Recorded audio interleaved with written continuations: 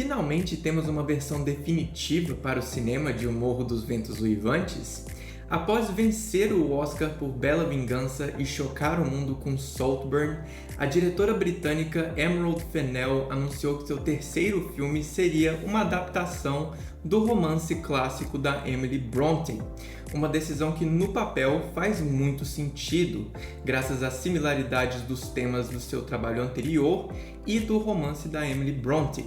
Mas será que essa decisão na prática deu certo? É isso que nós vamos descobrir.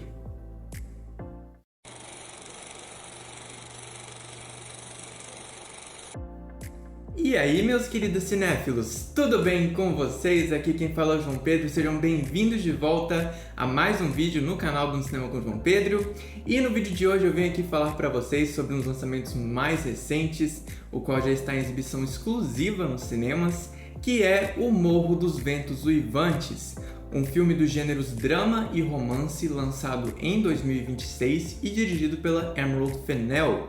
Ele é baseado no romance de mesmo nome, escrito pela Emily Brontë e publicado originalmente em 1847, e a trama acompanha o romance proibido entre a Catherine Earnshaw, uma jovem cuja família abastada começa a se arruinar, e o Heathcliff, um jovem criado, explorando como a obsessão mútua e possessividade deles leva a consequências trágicas não só para todos aqueles ao seu redor, mas também para eles mesmos.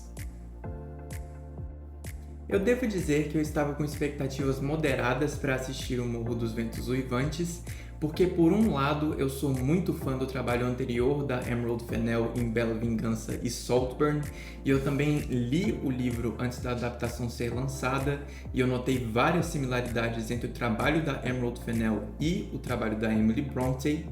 Porém, por outro lado, o material promocional me deixou com o pé atrás, já que ele focava em uma sensualidade excessiva que é completamente inexistente no material fonte, como se eles quisessem fazer alguma coisa inspirada em Bridgerton do que O Morro dos Ventos Uivantes propriamente. E mesmo que a Emerald Fennell consiga capturar a essência da dinâmica entre os seus protagonistas e o caráter trágico da história, com o auxílio de uma estética visual e trilha sonora impecáveis, ela também faz várias escolhas que limitam o impacto do filme, impedindo que essa adaptação seja a versão cinematográfica definitiva de seu icônico material fonte. O roteiro da adaptação é escrito pela própria diretora, a Emerald Fennell, e aqui nós temos destaques positivos e negativos. O primeiro destaque positivo reside na voz autoral que a diretora consegue inserir no material fonte, fazendo uma coisa bem similar do que o Guillermo del Toro fez no Frankenstein dele. E isso faz com que O Morro dos Ventos Uivantes seja um filme marcado pelo excesso, seja no retrato da sensualidade ou no caráter luxuoso e excêntrico de seus cenários e figurinos, o que certamente vai lembrar muita gente do trabalho anterior da diretora em Saltburn. Em segundo lugar, nós temos uma maior agência da Catherine e do Heathcliff, cuja história no livro é somente contada. O fato de, na adaptação, essa ser uma história vivida, não só aproxima o espectador dos personagens principais, como também justifica a sensualidade que a Emerald Fennell propõe para essa versão da história. E, em terceiro lugar, a personalidade e a dinâmica entre os protagonistas é capturada de forma perfeita aqui, retratando a Catherine e o Heathcliff como anti-heróis que se complementam do que amantes destinados a estarem juntos. As falhas e as problematizações no caráter de cada um deles vêm à tona aqui nas melhores cenas do filme, o que acaba injetando um caráter melancólico e trágico nas cenas, entre aspas, românticas entre eles. E enquanto em histórias de romance clássicas, a história de amor traz o melhor dos personagens à tona, aqui a história de amor entre a Catherine e o Heathcliff traz o pior do caráter deles à superfície, fazendo com que o relacionamento deles seja um relacionamento mais destrutivo do que amoroso. Por outro lado, a Emerald Fennell faz várias mudanças desnecessárias que limitam o impacto da narrativa,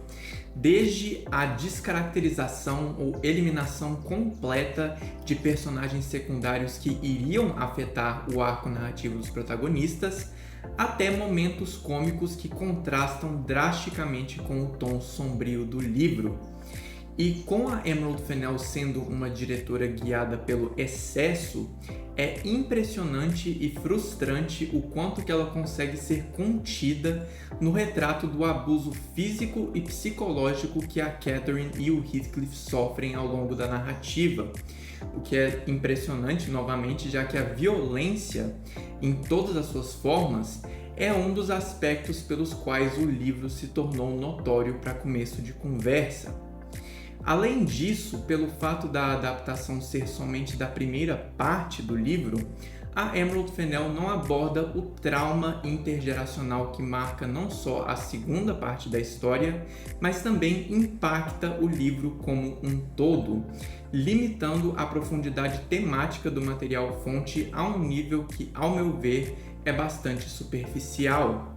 E por fim, ao mudar o final da narrativa, a Emerald Fennell dá um tiro no próprio pé e impede que essa adaptação seja a versão cinematográfica definitiva do romance da Emily Brontë, sendo que a trama poderia ter sido facilmente dividida em duas partes, com cada parte abordando uma geração da história, mas ao dar um final irreversível que difere daquele do livro, a diretora desperdiça a oportunidade de fazer aqui algo similar ao que a Greta Gerwig fez com Adoráveis Mulheres.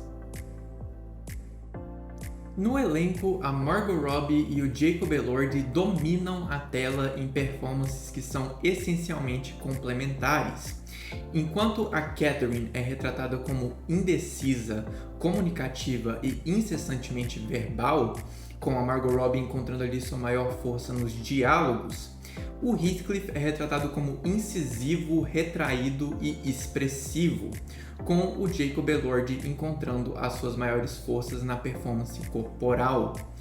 E como dois dos atores mais carismáticos da atualidade, eles têm uma química muito palpável em tela, a qual vai se elevando gradativamente pela tensão evidente entre seus personagens, até explodir nas melhores sequências do longa, onde eles se entregam completamente aos seus papéis. Em um papel mais coadjuvante, a Hong Chau rouba a cena por ser a voz da razão para os protagonistas,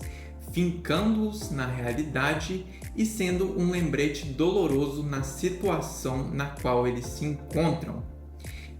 E por fim, o Shazad Latif, um ator que no papel seria um Heathcliff muito mais fiel ao livro do que o Jacob Elordi, interpreta um personagem que infelizmente é unidimensional, o que faz dele desinteressante, mas por outro lado a Alison Oliver rouba a cena pela excentricidade da sua personagem, que traz uma leveza bem-vinda ao caráter trágico do roteiro. Nos aspectos técnicos encontram-se as qualidades irretocáveis de O Morro dos Ventos Uivantes, as quais podem servir muito bem como precursores do Oscar 2027, a começar pela direção de fotografia belíssima do Linus Sandgren, que consegue capturar a atmosfera gótica repleta de névoa do material fonte de forma gloriosamente grandiosa com o formato VistaVision ressuscitado por O Brutalista, representando o tom da narrativa muito bem através do visual. Em segundo lugar, a direção de arte e o design de figurino fazem um trabalho extraordinário de simbolismo através das cores. A Catherine usa muito vermelho, o que simboliza não só a paixão, como também a tragédia iminente, o que remete ao sangue. O Heathcliff veste muito preto ao longo da projeção, o que pode representar os demônios interiores dele e também o caráter misterioso que ele mostra em especial na segunda metade do longa.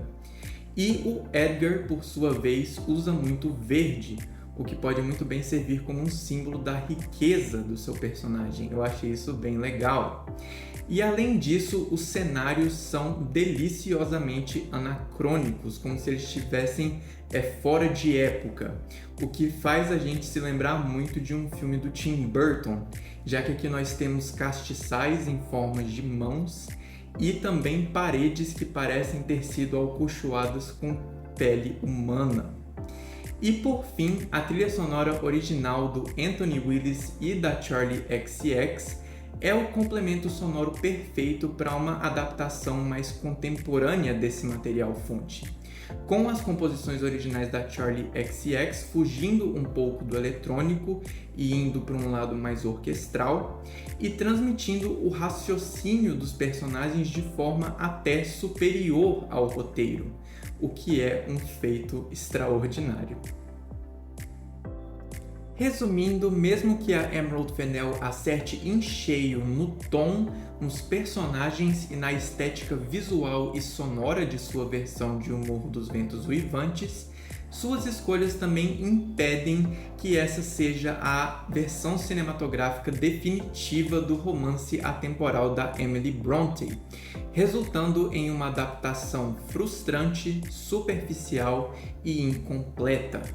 Eu fecho essa resenha com uma nota 7 de 10. Se vocês gostaram desse conteúdo, não se esqueçam de dar aquele apoio curtindo, comentando, compartilhando, se inscrevendo no canal e nas redes do Cinema com João Pedro, porque tudo isso me ajuda muito e não vai custar a vocês absolutamente nada.